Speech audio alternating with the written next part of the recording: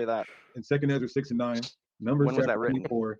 Wait. When was Second Esdras written? Second Esdras is in the Apocrypha. It's a part But of the man. when was it written, though?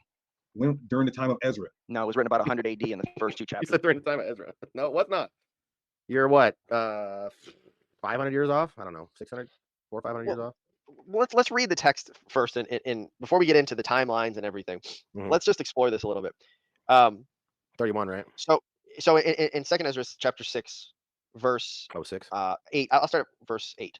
It says, and he said to me, from Abraham to Isaac. Well, actually, let me start in verse 7. I answered and said, what will be the dividing of the times? And when will be the end of the first age and the beginning of the age that follows? And he said to me, from Abraham to Isaac, because from him were born Jacob and Esau. For Jacob's hand held Esau's heel from the beginning. For Esau is the end of the age, and Jacob is the beginning of the age that follows. For the beginning of a man is his hand, and the end of a man is his heel. Between the heel and the hand, seek for nothing else, Ezra. So I guess that's what he's interpreting, right, to mean that Esau is in power in the end times. That's what they say. I don't see that there, and I don't see that in any of the other scriptures where they point to where it talks about Esau, Edom. Those texts, as we go into the scriptures, are all geographically limited. Like they're actually referring to the land of Edom when they're talking about the destruction, and they're going to run into the same issue that they seem to repeatedly run into is, well, do they try to spiritualize Esau then, or spiritualize Edom rather, and then not spiritualize Esau? How do they deal with the fact they have to? It's spiritual, and it can be spiritual and literal in the same verse. Look at 68 of Deuteronomy 28. It's the literal ship figurative Egypt. So it's not. It's spiritual Babylon. America's spiritual Babylon, right? Yeah. So it's spiritual, but Esau is literal. Literal, right? But not only that. What's really interesting, we know they're literal descendants. How? We know through a spiritual book. So even them getting that spiritual revelation through a literal. See what I mean? It's like a infinity mirror looking into each other. You just kind of see it defeating itself. It's like it'll never end. It's ridiculous.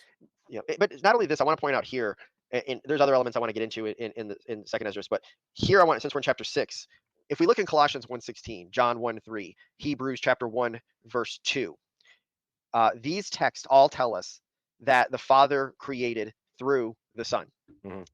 And they deny the deity of Christ. So when God is speaking in Second Esdras, it can't be Jesus talking, of course. Yep. But what does it say in verse 6? It says, Second Esdras chapter 6, verse 6. Who stored up treasures of faith were sealed. Then I planned these things, and they were made through me and not through another. Just as the end shall come through me and not through another. Well, how does this work in your theology then? If this book is true, creation was done through God, yet and not through another. Jesus is not God, and creation was done through Jesus. They're literally, I really do think they have the Jehovah's Witness Jesus. God creates, instead of Archangel Michael, he creates the first Israelite, and then through Jesus, he creates everything. Yep. And then, so they can hold him as creator in a sense, but he's still under authority of the Father. But it's almost as the Father has a body. It's very bizarre. So they're not even traditional henotheists. It's this new, basically because we say, they can't find anybody in history who thinks this way. Closest thing I can put is Mormons and Jehovah's Witness. Shout out to In Context with Jim Green. So ultimately, this book is directly contradicting their scripture through their interpretive lens. They can't have both.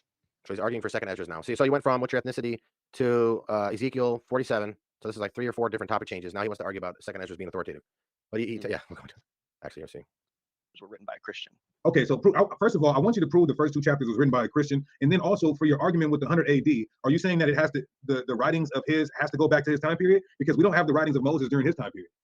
No, okay. I'm not saying. What do you mean? That's how you disqualified that. You said his writings go back to 100 AD. So let me ask you this: when does the Torah go back to? Can we pause this here, please? No. So he is confused, and I didn't pick this up at the time because you're trying to figure out his logic. Yeah, and I'm like, so I'm thinking at first, I'm thinking, well, okay, he's just going to say that the Pentateuch comes later than Moses, but that's not what he's saying. He's saying the copies of it that we have come later.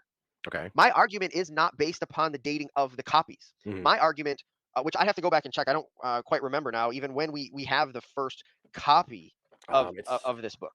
But what I'm talking about, actually looking here, I see a reference to the 9th century, the 10th century.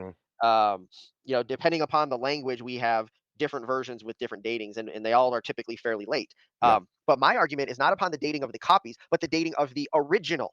And so right here, I'm reading in Charles Worth's Old Testament Pseudepigrapha, and it says, according to most scholars, the original Jewish document known today as Fourth Ezra was composed about 100 AD. Now, there it says most because there is a range from everything I have read on this that goes anywhere from about 70 AD to 225 Oh wow. AD.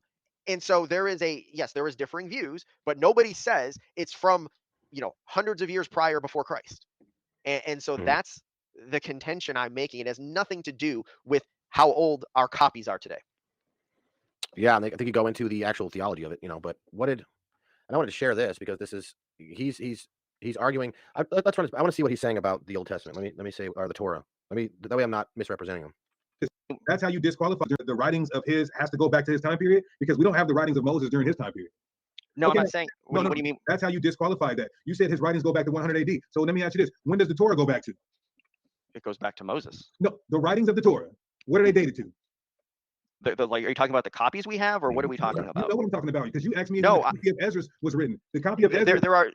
No, the difference is that there are differing scholarly opinions on the time for when Moses was written. Where it comes to Second Esdras, we don't have a diversity of opinions that I found anywhere among scholarship.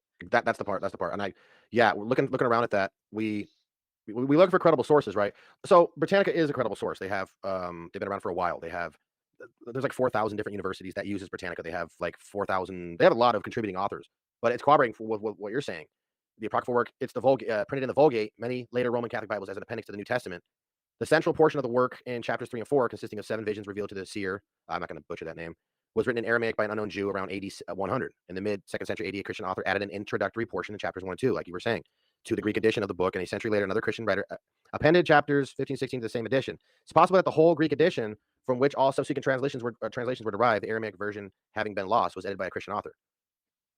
So, right here, Second Esdras is concerned primarily with the future age that will succeed the present world order. The occasion for its composition was the fall of Jerusalem to the Romans in AD 70, so they would have had that understanding, so it's anachronistic kind of, would you say? Mm-hmm. Yeah, because you can't contribute it to the 4th century Ezra, 4th century BC. There's another part on here.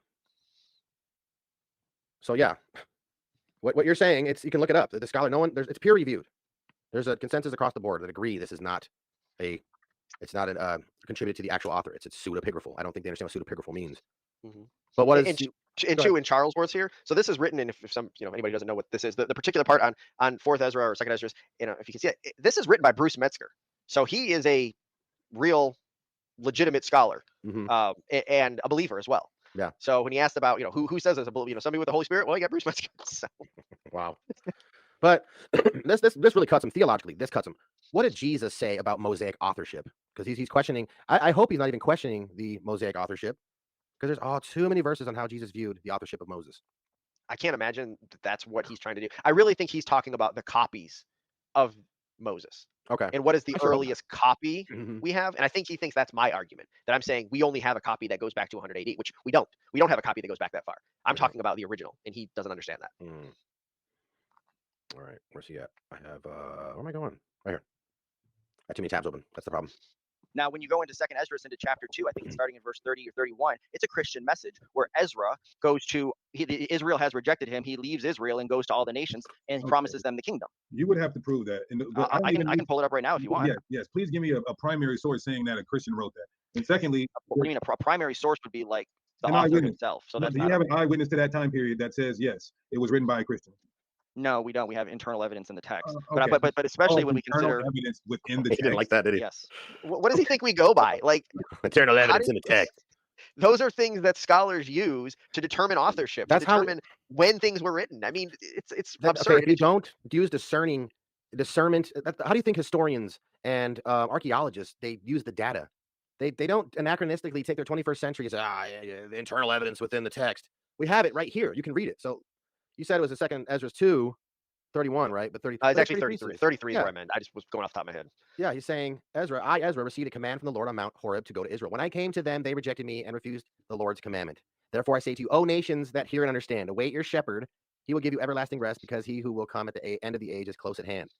Anybody, non-believing, believing, that studies history, understands the manuscript tradition, even looking at the pseudepigraphal books, knows that's a Christian message. You can't get away from that. Be ready for the rewards of the kingdom, because the eternal light will shine upon you forevermore. And this is why